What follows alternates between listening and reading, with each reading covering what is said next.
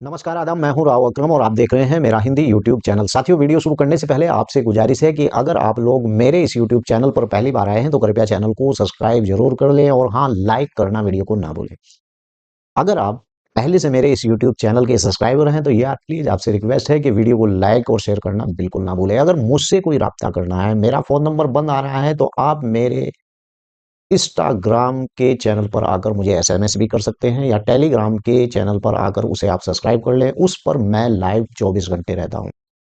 आपका कोई भी जमीन से संबंधित या अन्य मैटर से संबंधित किसी भी प्रकार का कोई सवाल है तो आप लिख सकते हैं और मैं उसका जवाब देने का प्रयास करूंगा। भूमि से संबंधित किसी भी प्रकार का कोई सवाल हो, अन्य मैटर से संबंधित किसी भी प्रकार का कोई सवाल हो, तो मैं आपको इस YouTube चैनल की वीडियो के माध्यम से जवाब देने का प्रयास करूंगा। सबसे पहले वीडियो में मैंने बताया था कि अवैध कब्जा जमीन का कैसे छुटाया जाता है। अगर आपकी निजी भूमि है और उस पर किसी ने कब्जा कर लिया है तो किस प्रकार से आपको उस कब्जे को हटाना है वहां से, वगैरह वगैरह यार। फिर मैंने दूसरी वीडियो बनाई थी कि सरकारी भूमि के ऊपर अगर आपका कब्जा है तो क्या आप उस कब्जे को कैसे हटा सकते हैं, या आपको उस भूमि पर कब्जा नहीं करना है, या अगर आपने कब्जा कर लिया है तो क्या बुलडोजर बाबा भी आपके घर पर आएगा। इससे संबंधित सभी जानकारी मैंने अपने इस YouTube चैनल पर दे रखी है और आशा करता हूं कि आप करोड़ों लोग मेरी इस वीडियो को देखते हैं, लेकिन वीडियो को देखने के यार बाद सब्सक्राइब बहुत कम करते हैं। तो चलिए आज की इस वीडियो में हम बात करेंगे कि जी हाँ, जमीन किसी भी संपत्ति को बेचने पर लगने वाला यानी टैक्स, पूंजीगत लाभ यानी कि कैपिटल गेन जिसे कहा जाता है, जो कैपिटल गेन टैक्स होता है। हाल ही में यानी कि लंबी अवधि में पूंजीगत लाभ यानी कि long terms capital gain, LTCG यानी कि नियमों में एक महत्वपूर्ण बदलाव आया है। सबसे पहले आपको बता दूं कि जिस संपत्ति के मालिक को टैक्स दर की दो विकल्प मिल मिल गए हैं नए, और यह नया नियम और पूरी जानकारी मैं इस वीडियो के अंदर आपको देने जा रहा हूं।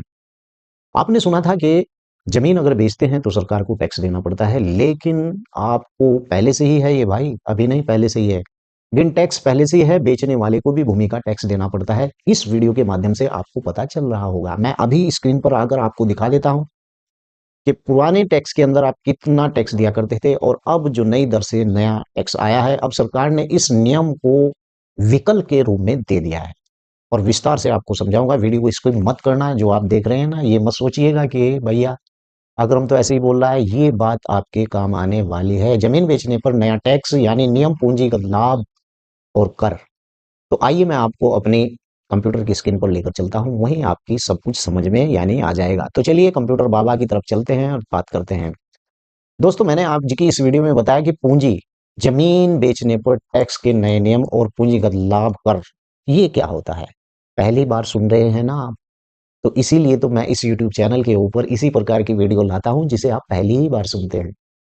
और इसे सुनने के बाद आपको समझना है कि किस प्रकार का टैक्स आपके दो विकल्प नए कानून के अंदर दिए हैं कि जमीन बेचने वाले को भी अब टैक्स देना पड़ेगा।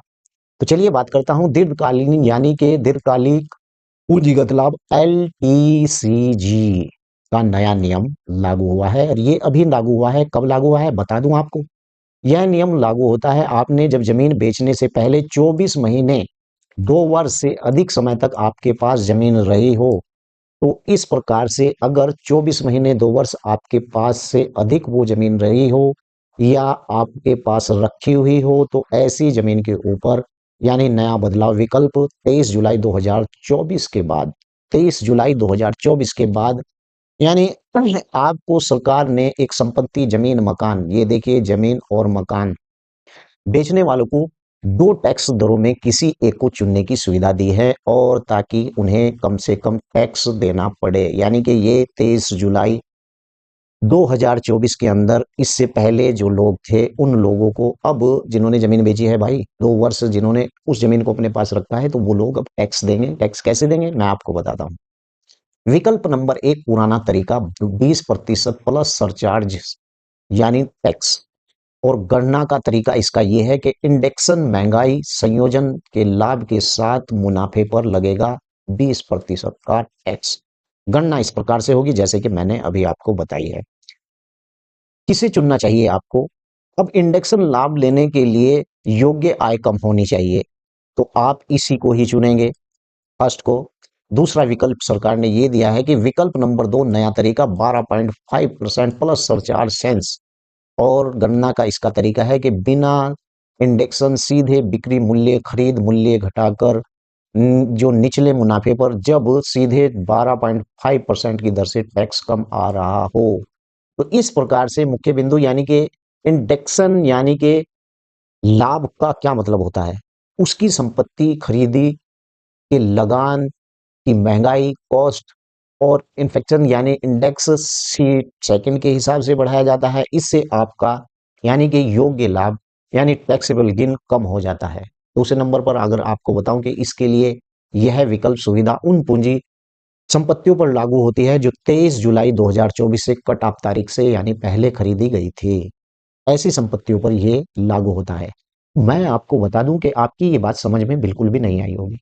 चलिए मैं आपको उदाहरण से बता देता हूँ, मुझमाने ही बता देता हूँ, आपको स्क्रीन की तरफ बिल्कुल भी नहीं ले जाता हूँ, क्योंकि मैं अपने यूट्यूब चैनल के ऊपर जब तक आप समझ नहीं पाएंगे तो मुझे समझाने में मजा भी नहीं आता है। भाई यो विक्रम भाई, आप बता रही हो कैसा टैक्स है, क्यों देना पड़ेगा? मोदी सरकार ऐसे टैक्स क्यों लगा रही है यार? बेचने पर भी टैक्स, खरीदने पर भी टैक्स, ये सब टैक्स जनता के ऊपर लगते हैं। उदाहरण के तौर पर मान लीजिए, आप समझिए एक बात। आपने 2005 में 20 लाख की जमीन खरीदी। इसने आपने, समझिए, सही तरीके से समझिए। मान लीजिए वर्ष 2005 में आपने 20 लाख रुपए की जमीन खरीदी और 2025 में 1 करोड़ में बेच दी, यानी मुनाफा कितने का हुआ? कितने का हुआ? 80 लाख का मुनाफा। फर्स्ट विकल्प यह है कि 20% इंडेक्सन के साथ, इंडेक्सन के बाद यानी खरीदी हुई मूल्य 20 लाख से बढ़कर 60 लाख हो गई। समझ रहे हैं आप? मान लीजिए कि अगर 20% इंडेक्सन के साथ, इंडेक्सन के बाद जो खरीद मूल्य है वो 20 लाख से बढ़कर 60 लाख हो गया, और कर योग्य लाभ यानी 1 करोड़ पर 60 लाख रुपए और 60 लाख पर 40 लाख, 40 40 लाख रुपए, सॉरी 40 लाख रुपए। टैक्स कितना आपका बना? 40 लाख पर 20% अगर आप टैक्स लगाते हैं तो 8 लाख रुपए टैक्स आपका बनता है। समझ में आई या दोबारा बताऊं? चलो दोबारा शुरू करते हैं, क्योंकि मुझे पता है कि मेरे YouTube चैनल पर कुछ कमजोर व्यक्ति भी देखते हैं जिनकी समझ में नहीं आता। भाई उदाहरण के तौर पर आपने मान लीजिए 2005 में 20 लाख रुपए की जमीन खरीदी। चलिए मैंने ही खरीद ली, ठीक है ना? 2025 में मैंने उस जमीन को 1 करोड़ रुपए में बेच दिया। मुनाफा कितने का हुआ? 80 लाख रुपए का। और पहला विकल्प क्या कहता है? इस नियम का पहला विकल्प कहता है कि 20%, मैंने इंडेक्सन के साथ आपको ऊपर सारणी दिखा दी थी कि इंडेक्सन के साथ 20% इंडेक्सन के बाद खरीद मूल्य 20 लाख से बढ़कर 60 लाख हो गया, और कर का लाभ यानी 1 करोड़ पर 60 लाख यानी 40 लाख बैठ गया, बर इंटू 40 लाख। बात कर लेते हैं कि टैक्स 40 लाख पर आपका टैक्स लगेगा, यानी कि कर योग्य लाभ 1 करोड़ पर 60 लाख और इंटू 40 लाख। अब 40 लाख रुपए पर आप पर 20% का गिन टैक्स लगेगा, जिसका इंटू अगर इसे माइनस करते हैं तो इसका पता चलता है कि 8 लाख रुपए आप पर टैक्स लगा, फर्स्ट यानी कि प्रथम विकल्प में। दूसरे विकल्प की अगर हम बात करें तो मान लीजिए कि वही जमीन आपने 2005 में खरीदी थी, 20 लाख रुपए की जमीन खरीदी थी, और 2025 में 1 करोड़ रुपए ये आपने यानी 80 लाख रुपए के मुनाफे से आपने उसे बेच दी थी। अब दूसरे विकल्प की मैं बात करता हूं। दूसरे विकल्प में 12.5% इंडेक्स आपको कर देना पड़ेगा। कर का लाभ 1 करोड़ रुपए पर 20 लाख बराबर 80 लाख मुनाफा जो आपका हुआ। अब 80 लाख पर टैक्स, 80 लाख पर टैक्स लगेगा 12.5% और सीधा बैठता है 10 लाख रुपए। एक पहले विकल्प में बैठा 8 लाख रुपए और दूसरे विकल्प में बैठा वही उसी जमीन का इंडेक्स चार्ज यानी कि 10 लाख रुपए। अब आपके लिए बेहतर विकल्प कौन सा है? मैं आपको बता दूं, उदाहरण के तौर पर आप के द्वारा जो जमीन विकल्प 20% इंडेक्सन के साथ चुनना चाहिए, क्योंकि इससे 8 लाख रुपए का सिर्फ आपको टैक्स देना होगा, तो पहला ही विकल्प सबसे अच्छा है। बात कर लेते हैं कि पूंजीगत लाभ यानी एसडीसीजी के बारे में हम बात करते हैं। यह तब लागू होता है जब आपने जमीन बेचने से पहले 24 महीने 2 वर्ष से कम समय तक आपके पास उस जमीन को रखा है। आप गौर से समझिए। टैक्स दर इस लाभ को आपको कुल आय यानी कि ग्रॉस टोटल इनकम से जोड़ा जाता है, और स्लैब दर यानी इस पर आपकी आयकर स्लैब इनकम टैक्स यानी स्लैब की दर से यानी टैक्स लगता है, यानी कि 5% से 42.74%। तक हो सकता है। अब साथ ही अन्य मैं आपको अन्य महत्वपूर्ण टैक्स कटौतियों के बारे में अब विस्तार से बताता हूँ और स्क्रीन पर ले जाकर आपको वो समय सारणी भी दिखाता हूँ। वो सारणी किस प्रकार का टैक्स प्रावधान है और उसका मैं आपको विवरण भी बताऊंगा। तो चलिए मैं शुरू करता हूँ। यानी टैक्स का प्रावधान, अन्य टैक्स यानी कटौतियां। इसके अलावा मैंने जो बताया ना, इसके अलावा और भी टैक्स हैं जो मैं अब आपको ये सारणी दिखा रहा हूं। इसके अलावा और भी टैक्स हैं। टीडीएस 1% की कटौती और विवरण। अगर आपने संपत्ति बिक्री 50 लाख रुपए से अधिक की है तो खरीदार को बिक्री राशि 1% टीडीएस काटकर सरकार के खाते में जमा करना होगा। साथ ही धारा 54 टैक्स छूट एलटीसीजी यानी प्राप्त लाभ। यदि आप निर्धारित अवधि के भीतर नया रिहायशी मकान खरीदने या बेचने में लगाते हैं तो आपको टैक्स पर छूट मिल सकती है। यहाँ पर आपको धारा 54F यानी कि इस धारा 54F में अगर आपको छूट मिलेगी जमीन रिहायशी मकान के अलावा बेचने में। और एलटीसीजी यानी यदि आपने नए रिहायशी मकान में निवेश करते हैं तो आप पर लाभ छूट मिलती है और कुछ शर्तें भी लागू होती हैं। अब बात कृषि भूमि की कर लेते हैं, एग्रीकल्चर लैंड। अब एग्रीकल्चर लैंड पर क्या इस प्रकार का कोई टैक्स लगता है? तो चलिए उसे भी मैं आपको दिखा देता हूँ।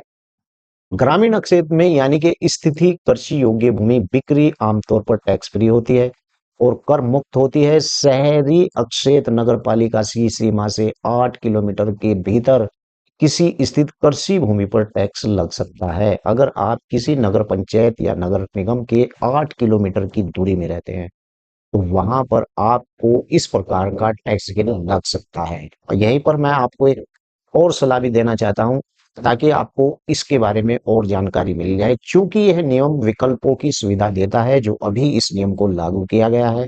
इसके लिए टैक्स दाखिल करने के लिए आपको इनकम टैक्स यानी समय पर टैक्स वाले दर चुनाव करने के लिए किसी भी चार्टर्ड अकाउंट यानी सीए से टैक्स विशेषज्ञ की सलाह लेना सबसे अच्छा रहता है। और इसी प्रकार से जो मैंने आज इस वीडियो के अंदर आपको बताया कि ये एक नया नियम है। अब जमीन बेचने वाले को भी टैक्स देना होगा और विकल्प उसके अंदर दो हैं किस प्रकार का टैक्स आप पर लगेगा।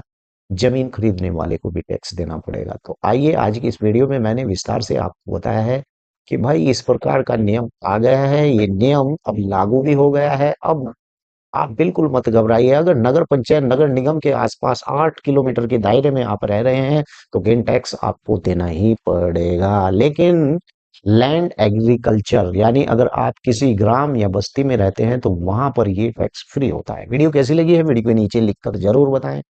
आप किसी भी मुद्दे पर वीडियो बनवाना चाहते हैं मैं वहीं पर भी आकर आपके यहाँ पर वीडियो बना दूंगा। लेकिन वीडियो को लाइक जरूर कर दें। चैनल पर पहली बार आए तो चैनल को सब्सक्राइब जरूर कर लें। जय हिंद, जय भारत, खुदा हाफिज।